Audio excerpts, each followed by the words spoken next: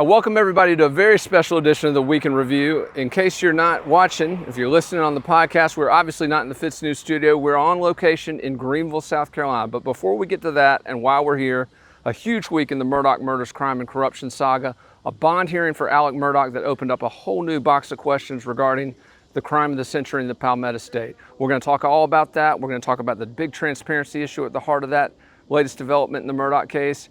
But then we're going to get to the story of why we're here in Greenville. The William Timmons affair, the sex scandal involving second-term Congressman William Timmons. We're up here in Greenville at a property that is not quite what it used to be, folks. This is the former Bible Way Church, just northwest of Greenville, South Carolina. We're going to be interviewing Ron Rallis, the central figure in the Timmons sex scandal, the husband of Paula Dyer, the socialite. And so let's take a look. We're going to walk up here.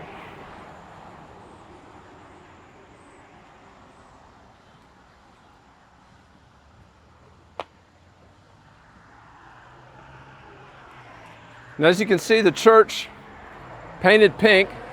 We're told this happened last night. And ever since we got here at about 7:45 this morning, cars been driving by. Folks have been stopping. We've even got a news crew from Channel 4 rolling up on the scene. Needless to say, folks, this is going to be a week in review unlike any other. So if you're ready to see what craziness we're going to see, step inside with us. All right, so as I mentioned, we're obviously not in the FITSNews studio this Saturday. We are in Greenville, South Carolina at the former Bible Way Church. It is now coated pink and renamed Trap. We're going to get into all of that and the man behind that transformation in a moment. But first, I wanted to walk everybody through what was a huge week in the Murdoch murders, crime and corruption saga. Not particularly a good week either when it comes to the issue of transparency. First, the breaking news, the huge news in the aftermath of last week's murder indictments against 53-year-old Alec Murdoch. A bond hearing was held in Colleton County, South Carolina. FITSNews executive editor Liz Farrell and I traveled to Colleton County, to Walterboro, South Carolina, the courthouse there for the Alec Murdoch bond hearing. Just a surreal situation, people. It was not as packed as we thought it would be. There was actually not a huge crowd at the bond hearing, as big a crowd as we expected. There was a huge crowd of media at the event. In fact, I think the media folks in attendance outnumbered the spectators. But Alec Murdoch made his first appearance in several months, came out of the back of the building wearing clothes that were apparently loaned to him by one of his attorneys, Jim Griffin. Apparently they were Griffin's son's clothes, but Murdoch looking very thin, had his head shaved. Again, there was no visible indication of a bullet wound. I know a lot of folks were looking for that based on the roadside shooting incident from last September, where Alec Murdoch apparently paid one of his co-conspirators to shoot him in the head. Apparently did not hit him, or at least didn't hit him in a way that it left a mark. But a lot of folks were looking at Murdoch's noggin. They were also looking at his body language, his emotions, his response to this momentous day where he was formally charged in court with the murder of his wife and his youngest son, Paul. Now, Murdoch was asked how he would plead in that case. He raised his hand. He said that he would plead not guilty. And he said that he would be tried by God and country. Those were his remarks in court. So, obviously, bond was denied. Judge Clifton Newman, who had previously denied Murdoch bond in the aftermath of the roadside shooting last September, Judge Newman denied Alec Murdoch bond on these cases as well, on these charges. But that was expected. In fact, it was such a foregone conclusion that Murdoch's attorney, Dick Harpootlian, in an absolutely brilliant tactical move, agreed to no bond, did not contest that motion from the state of South Carolina. And as a result of that, he denied the Office of South Carolina Attorney General, and particularly Prosecutor Creighton Waters, an opportunity to provide some details about the charges, about these two murders that, again, have completely dominated headlines in South Carolina for the better part of the last 13 months and attracted a national and international audience to the South Carolina Lowcountry. So a lot happening on this case last week, and the bond hearing really brought a lot of these issues to a head. But there was an irony at work here, folks. at the very moment that this case was reaching this point of critical mass where all of the attention was starting to gather, a funny thing happened. The state and the defense attorneys proposed a gag order, agreed to a gag order, and they put this before Judge Newman. Now, in addition to being a very tough sentencer, as we saw last fall, Judge Newman is also a staunch advocate for transparency in the judiciary. He's one of the few judges in South Carolina who has been consistently in favor of opening courtrooms, opening procedures, opening these proceedings to the public so that everyone can see what's happening. And it was clear during the bond hearing this week that Judge Newman was not happy to have been presented with this unified front from, again, both prosecutors and defense attorneys in support of a gag order. Now, will he impose such an order? That is up to him. But he's in a bit of a box because, again, all parties to this case have consented to it, have said that they want it. And so Judge Newman is now in the very difficult position. If he declines to impose a gag order, now he will be, again, looked at as going against the wishes of the state. Now, I spoke with the Attorney General's office in detail about this gag order issue because the root perception, the conventional wisdom in the aftermath of this hearing was that the defense attorneys won this issue, that this was a big win for them because they get to keep any sort of incriminating evidence against Alec Murdoch. Again, FITSNews audience knows all about a lot of that evidence. They know there's a ton of it, a mountain of it, if you will. So they know that this evidence is out there. They know it's incriminating. And so they are keeping it out of public view prior to the trial if the gag order is successful. So that's a huge win for the defense. But I spoke to the Attorney General's office, and I asked them, I said, how do you justify agreeing to something like this? And the answer I got back from sources in the Attorney General's office was that, look, we're not going to talk about the case anyway. We're prohibited from talking about the case anyway. So a gag order effectively shuts up the defense and creates a level playing field. So their argument is that they are already prohibited from addressing the case and that this will create a level playing field by similarly keeping the defense attorneys from talking about it. Now, do I buy that? I'm a little skeptical of it, and I'll tell you why. Everybody knows that there have been leaks in this case, coming from the defense attorneys, coming from investigators, prosecutors, you name it. There have been a ton of leaks in this case. And despite the best efforts of law enforcement to tighten those leaks, to put a stop to them, we've still had a steady trickle of information coming out, particularly to this news outlet. I'll be honest. I have a vested interest in there not being a gag order in this case. I'm not going to lie. But the bigger issue, again, is public transparency. And I want to give a couple examples of this. There are some critical questions related to this case that need to be asked and answered in public. For example, will the Attorney General's office seek the death penalty? When will we know that? Will the defendant change his not guilty plea to an insanity defense, perhaps? Will either side request a change of venue in the case, an effort to move it out of Colleton County? These are important questions. These questions will ultimately dictate the outcome of this case, which, again, is one of the highest profile cases South Carolina has ever seen. Those questions must be asked and answered in public. We cannot have this system make those decisions because, as our executive editor Liz Farrell noted in the immediate aftermath of that hearing, the system is what's on trial here. It's not just Alec Murdoch. It's not just his influential and many would say corrupt family. It's not just the powerful law firm that they founded down there in Hampton, South Carolina a century ago, and all the allies and institutions which have propped them up, the Palmetto State Bank, which, by the way, one of their executives indicted on federal charges this week related to this crime and corruption saga. It's huge. It's not just one man. It's not just one family. It's not just one firm.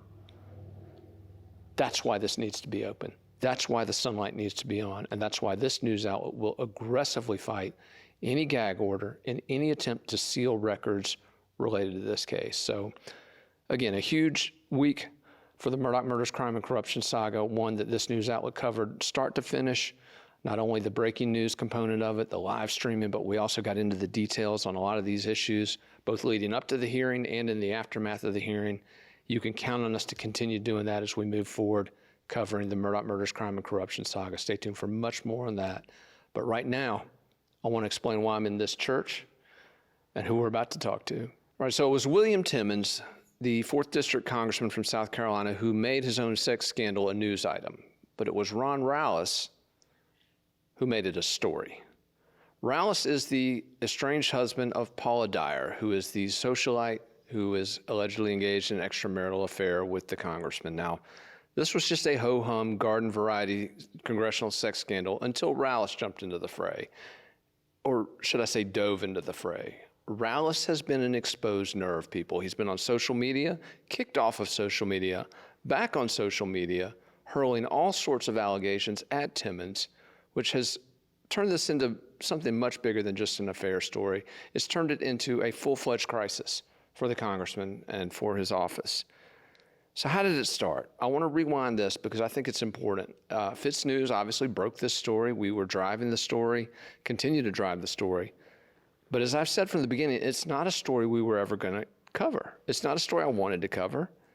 Obviously, it's salacious. Obviously, it's gotten a ton of traffic, but I don't really need traffic right now. We're crushing it, right? Murdoch's, whatever. We don't need the traffic. So why did I write the story?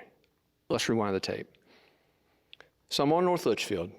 I'm minding my business, on vacation with my family. Start getting messages from sources in Greenville. Allegations of an affair involving William Timmons and Paula Dyer. Now again, if you follow my news outlet, you know we have a long-standing policy of not getting involved in politicians' private lives. A politician's private life, to me, is their business, okay? Who they sleep with, I don't really care. As long as they're taking care of my tax dollars, they can sleep with whoever they want. Except for animals and children, obviously, and no clown masks. I'm very frightened by clown masks. But here's the thing. Timmons people knew this. They've read my site. They know my site. They know my policy. They know I'm not going to write this story. But they take a few text messages saying, hey, what's the deal with this? We've heard this. And the immediate response is, stand by for a statement from the congressman. From the beginning, that has not made any sense. You never do that. Unless, of course, you want the story to get out. Now, this happened again about a week or so after Timmons won his GOP primary, so it's a very convenient time for this news to come out, right? If it had come out about a week earlier, it could have been problematic. But Timmons has just won a very unconvincing, I might add, Republican primary victory. And so the timing for this to come out was really good for the congressman. And it was also apparently pretty good for him on a personal level, because from what we're told is that he was set to go on a trip to Italy with his wife, was in fact on his way to Italy, but would have rather stayed apparently with his alleged mistress. So I don't know what motivated it. We hear theories about it, but the bottom line is this. They wanted the story out there because they sent us a statement we didn't ask for in response to a story we never said we were running, and again, to a website which has a long-standing policy of not running stories like this. So I think that's important because it's context, because I've been getting a lot of grief. William Timmons took to the airwaves here in Greenville, South Carolina, just this week, dragged my news outlet on that radio show, conservative talk radio, said we were a gossip rag and that we were engaging in gutter gossip, something like that. But here's my challenge to the congressman. Just address the issue. Just answer the questions. Because there have been some allegations that go beyond just an affair. And that's why I want to bring in Ron Rallis. Ron Rallis, as I mentioned, this guy has taken this thing to another level. He has alleged miscarriages of justice, manipulation of law enforcement, of prosecutors, of the entire upstate judicial system, claims that he was thrown in jail at the behest of the congressman. We're going to talk to him about all that in a minute, but as I said, Ron Rallis has taken this news item and he has turned it into a story. Now, some of his tactics have been very controversial. He's released private details from the lives of Timmons' family, including his wife, publicly outed that she had had a miscarriage. That's some tough stuff. We're going to grill him on that too. But again, this story's taken on a life of its own, and it's all because of one man, Ron Rallis. So now, for the first time, here's our exclusive interview with Ron. Folks, Ron Rallis, everybody knows. By the way, am I saying it correctly? How do you? Rallis. Rallis. I hear it a million different ways. What's the proper Greenville pronunciation? Rallis. Okay. Ron Rallis is the guy who has turned the William Timmons congressional sex scandal from a news item into a story, a narrative, something no one saw coming, Ron. But you're driving the train. But before we get into that, everyone wants to talk about that. They want to know about the sex scandal. I don't know how long that train's going to be driving with gas prices at their all-time high and groceries up. I don't know how. Let's talk about the important things here. Our president sucks. Gas prices are high. And God, I don't know if we can afford our groceries right now. And that's all that matters. No, I think you're channeling an interview that the congressman did a few days ago on a local conservative radio show. Is that correct? I think he said the same thing on about 5 interviews, but yeah. Sounds like a broken record, huh? Broken record. Now, why would he want to distract people? And again, those are obviously important issues. Everyone's concerned about them, but that's not what people are talking about in Greenville. That's not what they're talking about across the state right now, is it? No. They're talking about you. Before we get to that, let's find out some more about you. People talk about William Timmons family, 5th generation, built Greenville's business community, et cetera. You're pretty proud of your family too, aren't you? Tell us a little proud. bit. From? Yeah, my dad's a full bird colonel, U.S. Army, few tours, commander. My brother is here at Greenville County. He's with the Greenville County Sheriff's Department. Been there for about 5 years. He's also legal and retired U.S. Army, and he's great. Yeah, you guys grew up California, Southern California, traveled around for dad's school and Army a little bit, but settled in, born and raised Southern California, and came to Greenville about 2009, 2010. I did, and then they've all come, trickled in since then. And what you've built here and frankly across the state, across the country since then, amazing. Your business, flipping houses, flipping commercial properties. Tell us what you do from a business perspective. Yeah, so that's all I've ever done. I started back in college. I went to the Bible Institute of Los Angeles. It's similar to Bob Jones here locally. And I bought my first house while I was in school, rented rooms to roommates, and bootstrapped it, started from nothing, came from nothing, and that's how I started. And tell us a little bit about this venue that we're in now, the Church Greenville. Church Greenville. Social media, people know a lot about it. Dude, I couldn't have planned it like that. But so I bought this about a year ago, this property about a year ago. We're in the village of West Greenville. And we were going to turn it into an event space, my partner and I. And we leased it back, gave it back to the church while they relocated, gave it back to them for free for a year. Oh, wow. And they just moved out last week.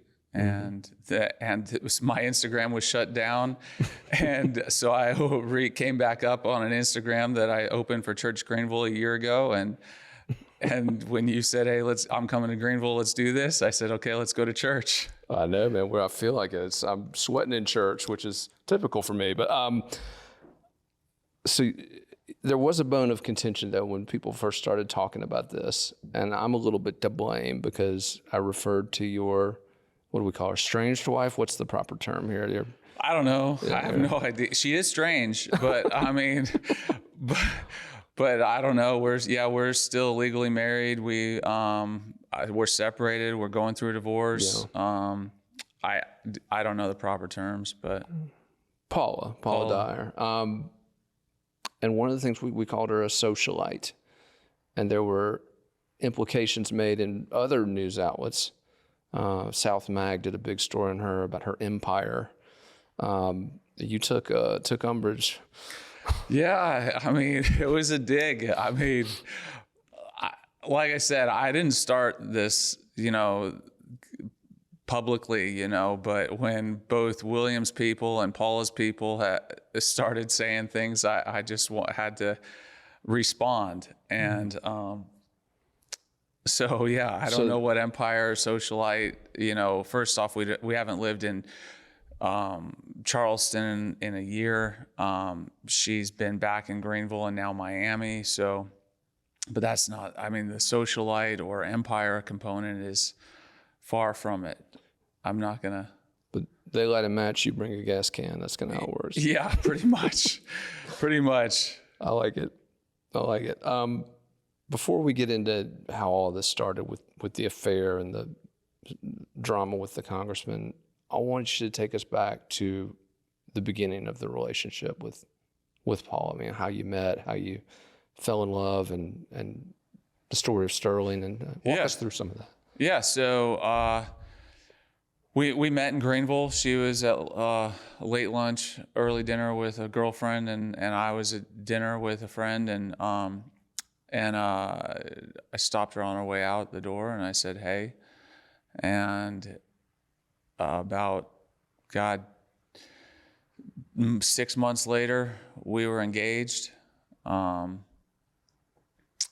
That's quick. Yeah, it was very quick. And then a year from there, we were married. She come to find out through these divorce proceedings that she'd only been divorced approximately 28. I think the number correctly. Don't hold me to it, but I believe it was 28 days from the time she was divorced to the time we got married. I didn't find that out until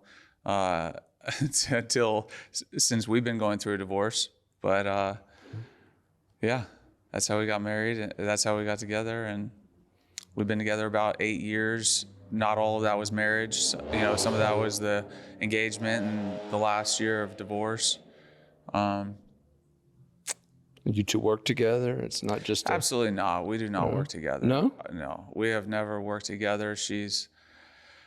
We've never done it. I've helped work with her on some of her stuff, but she's never done anything that's done anything for me. No, because the image that you read these magazine articles, the image that you read, you mean in the news, like the one, like the article that Timmons wrote, handed to you, so you give that all credibility. I mean, half those blogs, they're blogs. She writes them. I mean, she has an online journalism master's degree. She writes the articles and gives them to the reporters or the blogs or so the she's outlets. Inventing this image. Oh God, yes, please. 100%. So who is the real Paula? If not a socialite, successful businesswoman, who is the real Paula? I don't know. I mean, the last words out of her mouth as she's serving me papers said, her words, we were in 2 different marriages. So who knows? And, with some of the things I've been hearing and things she's been saying and the things I've been learning about what she's doing, saying one thing and doing another, it's heartless. She creates her own narrative, her own life. I mean, I feel sorry for her, but I mean, it just brings me full circle back to the sole reason why I'm here. Yeah. Is Sterling. I mean, if it weren't for that girl, there's no reason for me to be here. You get into a pissing match with an ugly person, it just makes you ugly. I have no reason to be here with William. I don't care about William. I'm here for Sterling. I think it's laughable that, he's accused of something. He can't answer a direct question. The fact that his family, his siblings, his parents are excommunicating him and taking him completely out of the will. I mean, things like that don't happen. His sister calling him an outright liar and a cheat. Meanwhile, he's not even able to repent. Just apologize to your wife. You don't have to sit there and say, oh man, she's a better lawyer than me. She's a better lawyer than I ever. Nobody asked you that about her quality of her legal skills. We asked you were asked multiple times about direct questions about your personal life. And then to say, oh, well, that has nothing to do with how I vote. Well, I'm glad, because your voting is shit. And 2, it totally has to do with, people do care. That's why you were elected. That people care about your views and your ethics and your personal life and how you vote and how you carry yourself in the community and who you are as a person. And the fact that you scoff at some of the people saying you play with boys, well, playing with boys is no one said that was wrong. I mean, you could play with boys all you want. But if that's where you set the bar of your lack of, integrity and ethics and what have you, you're missing the boat, dude. You're so delusional. It's sad. Well, and there's a case to be made that part of this is more than an affair. Part of this is, abuse of power, manipulation of the institutions up here in Greenville. We'll get into that in a minute, but you talked about Sterling, and I want to back up a little bit. You talked about the beginning of your relationship with Paula. Tell us about Sterling, how she came into y'all's life, that whole process, because I know it's something that's, very emotional. Yeah. All right, so that was an excerpt from my conversation with Ron Rallis. The full interview will be posting early next week. Do not miss that entire interview, folks. There are some bombshells in there you will not want to miss. Stay tuned to FITSNews, again, for the very latest on everything related to the William Timmons scandal. All right, so one of the sections of the interview with Ron, I joked about sweating in church. So as we pivot from one sex scandal, a current sex scandal, to a sex scandal in South Carolina's past, and of course I'm talking about the one involving former South Carolina Governor Nikki Haley and, me. Yeah, which is one of the reasons I'm sweating in this church. The other reason is it's 95 degrees in here, Dylan? It's pretty brutal. But anyway, it's a big week for Nikki Haley, folks. She's back on the national radar in a big way as her presidential aspirations are once again taking center stage. And I think it's kind of cool. And here's going to be my commitment to FITSNews readers, because I think it's very important.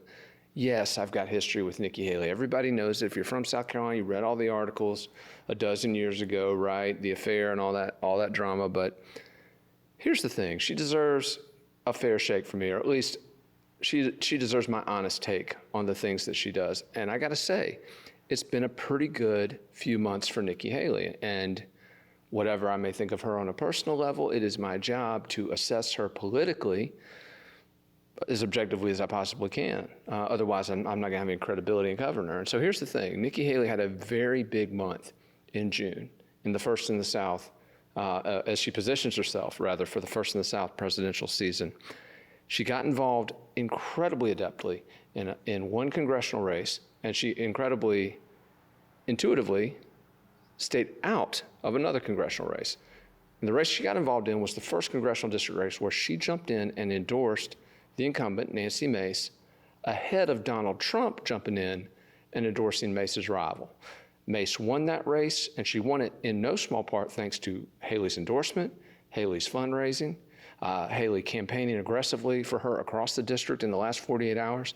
It was a huge win for Nikki Haley in the First in the South state, South Carolina, that she governed for 6 years, beginning back in 2011. How will she play that? How will she pivot that? That remains to be seen. But as Haley goes across the country endorsing Republicans in different primary races, this was a big one because, once again, it's her home state, it's an early voting state, and it sends a clear message to former President Donald Trump that she's still got some juice in South Carolina.